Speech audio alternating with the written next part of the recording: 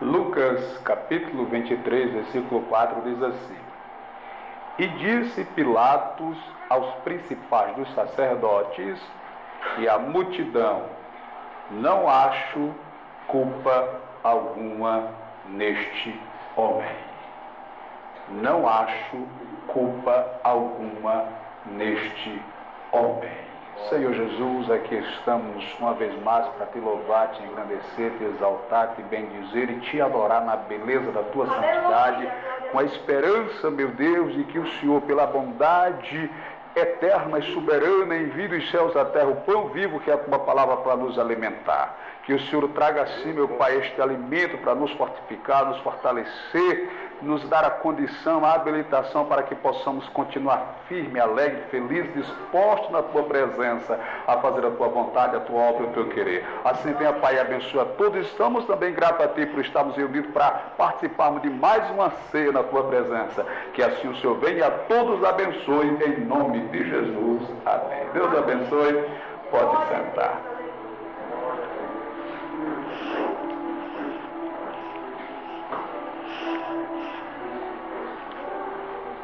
No Jardim do Éden,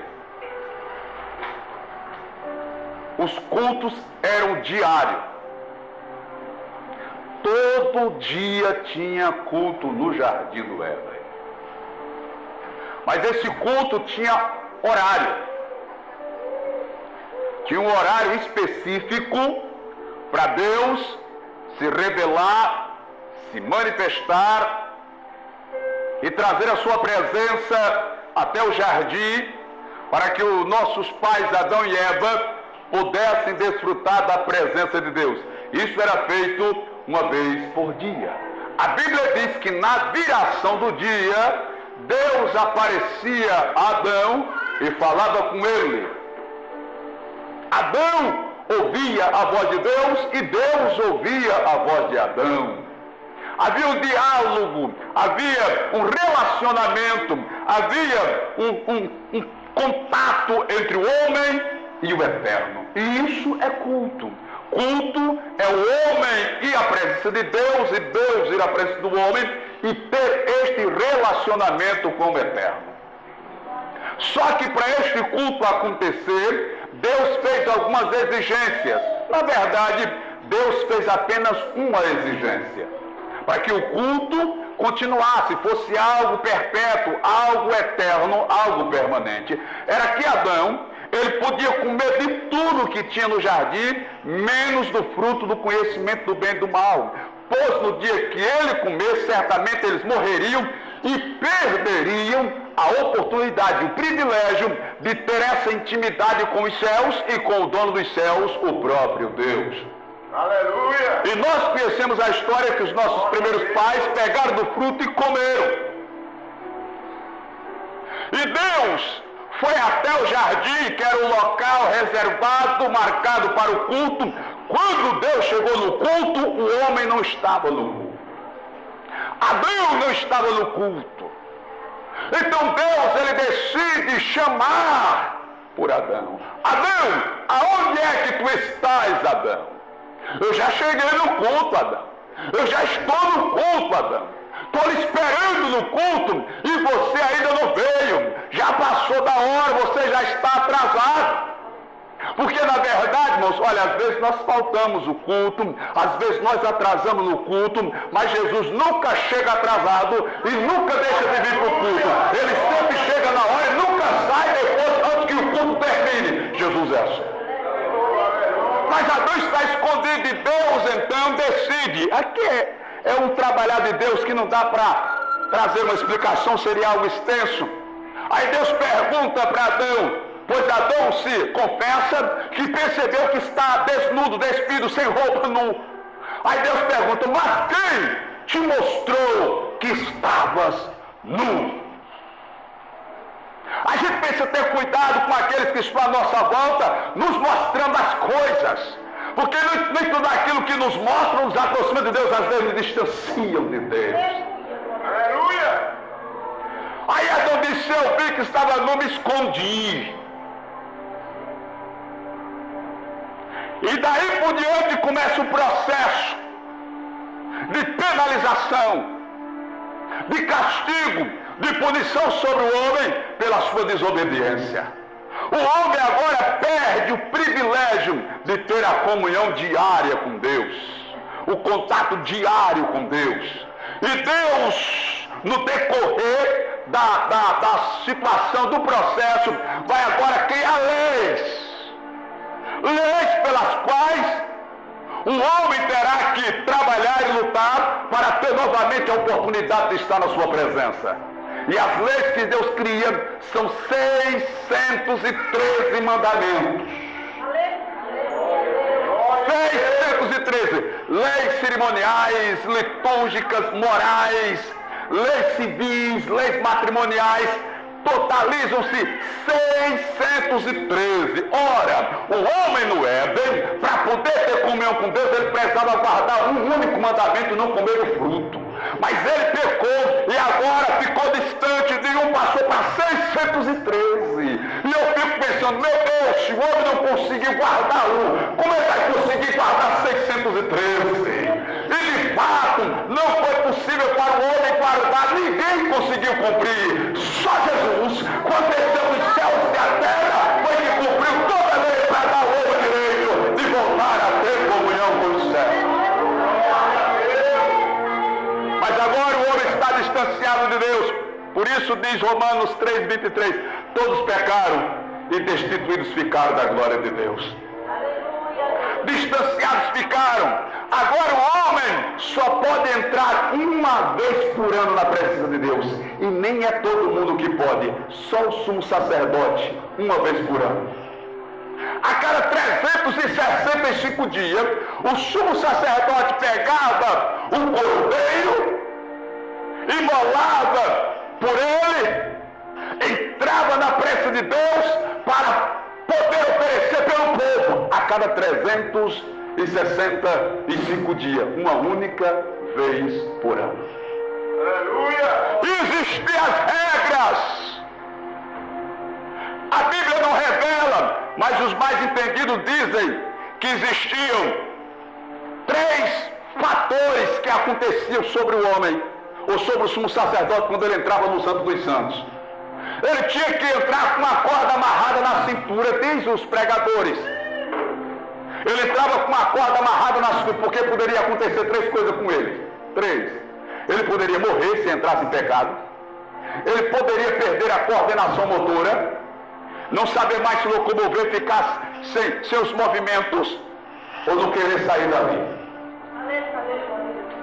Ele poderia morrer se entrasse em desobediência, morreria, e como ninguém podia entrar lá dentro, tinha que ter a corda amarrada na cintura para arrastá-lo para fora. Por isso que na orla da sua vestimenta tinha sinos, badalos, campainha, que as pessoas que estavam fora ouviam o barulho dos badalhos enquanto ele se movia lá dentro. Quando parava o barulho dos badalhos, eles ficavam preocupados, vigiando para frente para ver se ouvia o badalo. Aí de repente o badalo começava a bater novamente, está vivo. Mas o badalo parava, se passasse meia hora, 40 minutos, 1 hora, e não tocasse mais o badalo, logo ele dizia, morreu. Está morto. Aleluia. Por que está morto, pastor? Porque não está se ouvindo mais o barulho do badalo. Não está se ouvindo mais o barulho da campainha. Não está mais ouvindo o barulho do sino, das campas, na orla. Deixa eu contar um negócio para você, aleluia. Igreja viva faz barulho, louvado seja Deus. Igreja viva adora. Se para o barulho é um sinal ruim, é um sinal negativo. Mas eu tenho para mim que todo tempo uma igreja que tem campainha, que tem badalo, que tem adoração, que tem glorificação, que tem louvor, que tem glória na presença de Deus. Mas ele também podia perder a coordenação motora de tanta glória que via. Ele ficava com um ataque, não de epilepsia, mas em convulsão. Aleluia. E o terceiro é que ele não queria sair mais dali. Quando a presença vinha, era algo tão forte, tão poderoso, que ele não queria sair mais do lugar. Pastor, será mesmo? A Bíblia diz que quando Jesus subiu para o Monte Tabor, levou Pedro, Tiago e João. Lá no monte ele se transfigurou, a nuvem da glória de Deus apareceu Moisés, apareceu Elias. De repente Deus falou, Deus da nuvem disse: este é o meu filho amado, em quem eu tenho prazer. Quando a glória envolveu o lugar, Pedro chegou perto de Jesus e disse: Senhor, bom é que estamos aqui. Se o Senhor quiser, a gente faz 3 tendas, uma para o Senhor, uma para Moisés e outra para Elias, e a gente fica por aqui mesmo, porque onde a glória e a presença de Deus está, irmãos. Aleluia, a alegria reina, a paz reina, a felicidade reina. Você se esquece do aluguel que está atrasado, da luz que está cortada, da água que está cortada, se esquece que ele não recebeu, que não tem nada em casa para comer, que no trabalho todo perseguido, mas na presença de Deus até a tristeza falta de alegria. Aleluia. Então existem as regras, as leis para entrar na presença de Deus. E ele entrava. Existia um momento que o sacerdote entrava com o incensário, coloca o incenso, taca fogo, e ele entra no ambiente balançando o incensário. E aquele incensário vai gerando uma fumaça, e essa fumaça vai ficando espessa, vai transformando-se em uma nuvem, de maneira que essa nuvem de fumaça do incenso representa a oração. Essa fumaça, ela toma lugar no ambiente, de maneira que você olha e não consegue mais ver o sacerdote lá dentro, porque a nuvem da fumaça toma lugar e o homem desaparece. Aí quando a nuvem de glória toma lugar e o homem desaparece, a glória de Deus aparece. Aleluia. Aonde o homem aparece, Deus não se revela. Aonde o homem aparece, a glória não se revela. Mas aonde existem crentes, aleluia, criados como João Batista, que diz assim: importa que ele cresça e que eu desapareça. Importa que ele cresça e que eu diminua. Quando o homem sai de cena, Deus sempre chega para operar, fazer maravilhas e dar vitória. Louvado seja Deus. Mas Deus precisou criar regras. E nas regras cerimoniais religiosas, um sacrifício era feito no lugar do homem. Tinha que ter sacrifício. Podia ser novilho, cordeiro, ovelha, pombos ou rolinhas. Eram animais que eram mortos no lugar do homem. Porque o salário do pecado é a morte. Então, para haver perdão de pecado, tinha que haver morte. Então, Deus criou esse sistema através dos animais. Em um dos sacrifícios, pegava-se o cordeiro, o novilho, e o pecador colocava as mãos sobre ele, em símbolo do que ele estava passando os seus pecados para aquele ser, para aquele animal. Mas o sacrifício que eu quero falar aqui é do bode Azazel e do bode emissário. Eram 2. Um, ele era pego, o pecador colocava a mão sobre ele e transferia o pecado para ele, o sacerdote vinha e degolava e oferecia o sacrifício. O outro, alguém, a Bíblia não diz quem, mas um homem pegava o outro e saía com ele para o deserto. E levava ele para bem longe e soltava ele no deserto, num local tão distante que ele não sabia mais voltar. Esse era o bode emissário. O Azazel era o que recebia a morte. E o outro era aquele que ia para bem longe. Era levado para o deserto e ele não conseguia mais voltar. Aqui está a revelação de que quando nós confessamos os nossos pecados, a Bíblia diz que Deus lança no mar do esquecimento e dele não se lembra mais. Glória a Deus! E tudo o que eu vou falar na noite desse dia, se você já confessou o seu pecado, se arrependeu e já contou para Deus, já buscou o perdão, não deixe mais Satanás lhe acusar. Já está para de perdoar. Já está lançado no mar do esquecimento. Deus não se lembra mais dele. Quem está lembrando é Satanás fazendo você se lembrar. Mas Jesus Cristo já esqueceu, já perdoou. Agora sim o que ele diz, vá e não peques mais. Aleluia! Sabe, meus irmãos, que o sacrifício de novilhos e de cordeiros não estava mais sendo suficiente. Na verdade, nunca foi. Só encobria o pecado. Só criava um lençol para tapar o pecado. O homem continuava devendo. Era só uma forma de protelar, de adiar o pagamento. Foi quando Deus trouxe o audacioso projeto de alguém morrer pela humanidade. Só que um homem morrendo por outro homem dava no mesmo, porque era pecador da mesma forma. Então Deus vai criar um sistema, vai arquitetar um projeto, um plano, aleluia, para trazer redenção para o homem. Aleluia. Glória a Deus.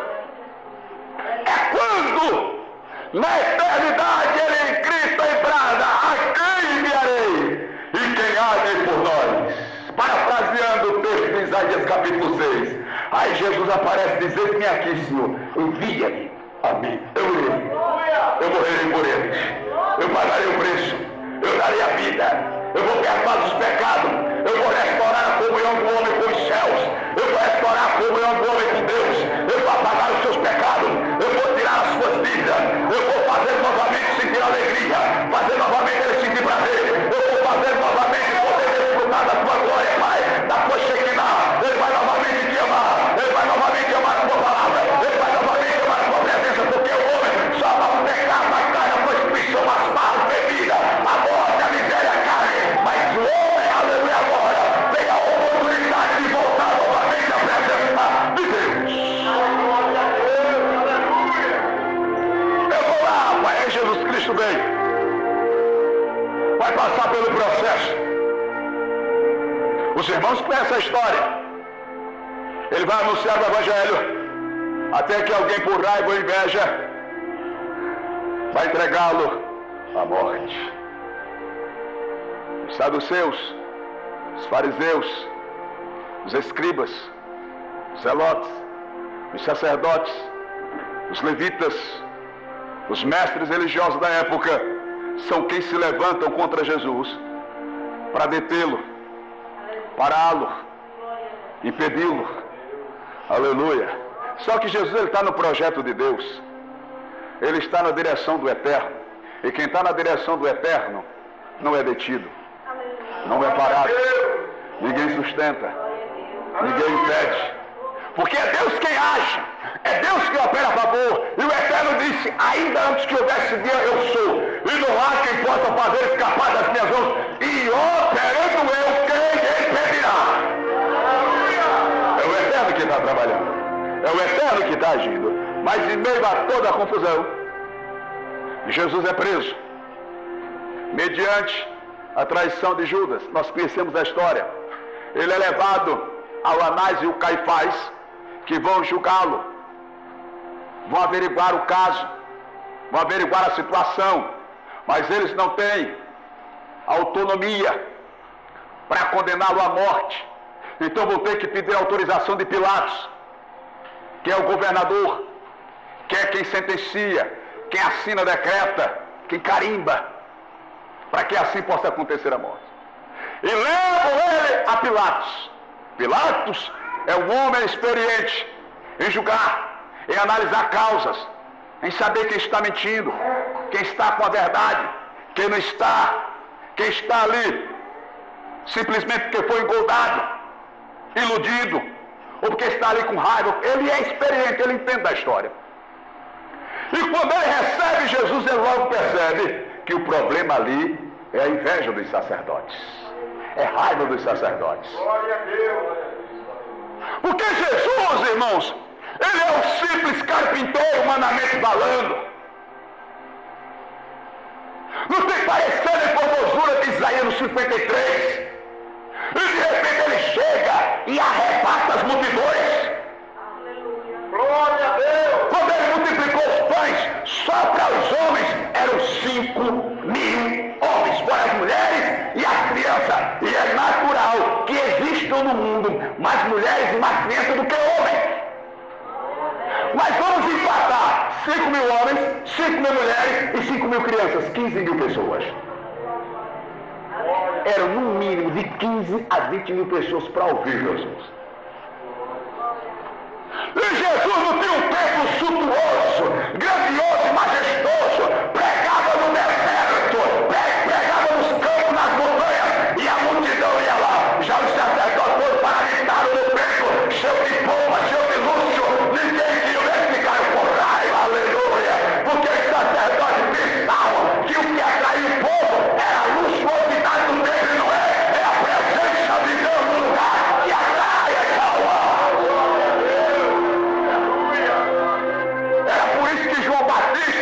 segundo os pregadores, ele batizava por dia cerca de 5.000 pessoas todo dia.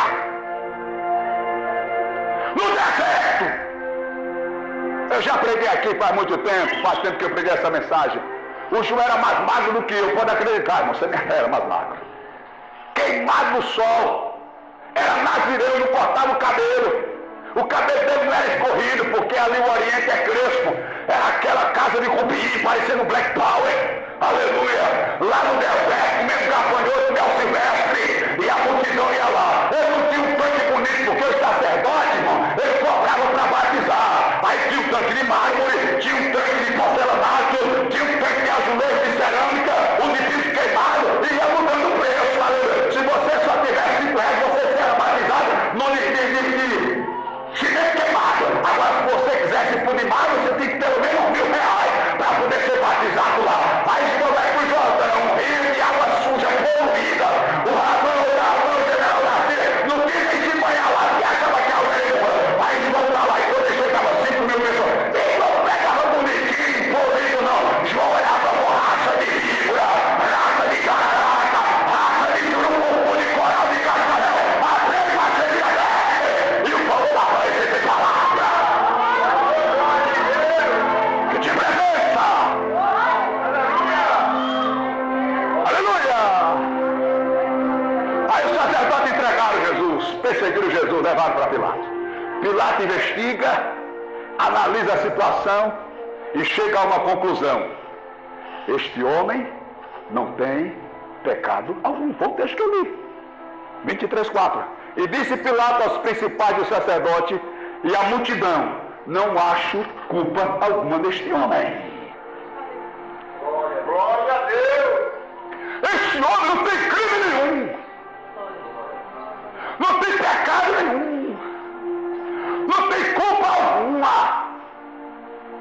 Como é que eu posso sentenciar este homem à morte?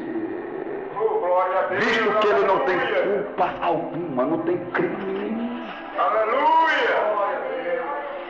Mas mesmo assim, ele foi crucificado e morto. Por quê, pastor? Deixa eu lhe explicar. Porque talvez você diga assim, era para Deus ter intervido. Como é que Deus vai permitir um justo? Um homem sem culpa, sem crime, sem pecado, porque o texto de Filipenses diz que ele, em nada ele pecou contra Deus. Como é que Deus vai permitir que esse homem seja morto da forma mais cruel que existia na época? Porque, meus queridos, quando alguém era crucificado, não morria na mesma hora, não. Passavam dias em agonia e tormento até morrer. Dias! Esse homem não tem pecado! Esse homem é inocente! E Deus vai permitir, na verdade, irmãos, isso era exatamente a exigência de Deus. Porque quando ia se oferecer o sacrifício a Deus pelo cordeiro, o sacerdote tinha que examinar para ver se tem alguma mancha, alguma ferida, algum defeito, alguma doença dele no olho, alguma sarda, qualquer coisa. Ele tinha que examinar o cordeiro para ver se ele tinha algum defeito. Se não tivesse nenhum defeito, aí ele era levado para o sacrifício. E foi exatamente isso que aconteceu com Jesus. Foi examinado pelos sacerdotes, pelo sumo sacerdote. Pilatos até mandou para Herodes para ele também verificar. E não acharam nele crime algum. E foi exatamente por isso que ele foi para a cruz. Porque tinha que ser sem mancha, sem mácula, sem pecado, puro e santo, para que o seu sangue pudesse nos servir de todo pecado na terra.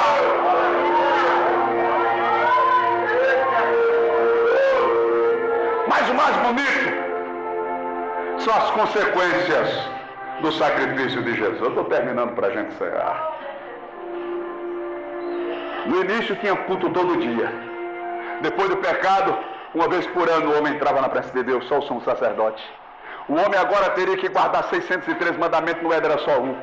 Aí veio Jesus, cumpriu, pagou todos os mandamentos. Quando ele bradou na cruz do Calvário e disse: está consumado, a Santa Bíblia diz que o véu do templo rasgou-se de alto a baixo. Aleluia, Deus. Glória a Jesus. Esse véu, amados, ele tinha, se eu não me engano, 18 metros de largura, parece que 34 de altura e cerca de 20 centímetros de espessura. Não era um panozinho cortina que você compra lá na Imperador TNT, não, meu irmão. Era grosso, meu irmão. Tinha que ser 4 juntas de boi de cada lado, não conseguia rasgar o tecido. Mas quando Jesus bradou, o véu do templo rasgou. Não foi de baixo para cima, não. Foi de cima para baixo. Foi para todos ver, saber, perceber que não era o homem que estava rasgando, era o próprio Deus. Aí quando o véu do templo rasgou de alto a baixo, Deus estava dizendo assim: agora você pode entrar na minha presença. Aleluia. Agora você pode vir me adorar, me glorificar. Agora você pode preparar o caminho, está aberto. Aí quando Jesus está lá na beira do poço e a mulher samaritana chega, ela começa a conversar com ele e diz: não, mas nossos pais adoram aqui no Monte Ebal, mas você diz que é lá no templo em Jerusalém. Onde é que se deve adorar? Aí Jesus Cristo olha para ele e diz: mulher, vem a hora, e agora é em que os verdadeiros adoradores adorarão o Pai, Espírito e em verdade. Ele completa mais a fé de Deus, pois aonde estiverem 2 ou 3 reunidos em meu nome, ali estou eu no meio dele, e eu estarei convosco todos os dias. Aleluia. Você pode adorar Deus lavando prato, lavando roupa, varrendo a casa, trabalhando, viajando, estudando, aonde você estiver. Se você estiver em Espírito, a presença de Deus está lá.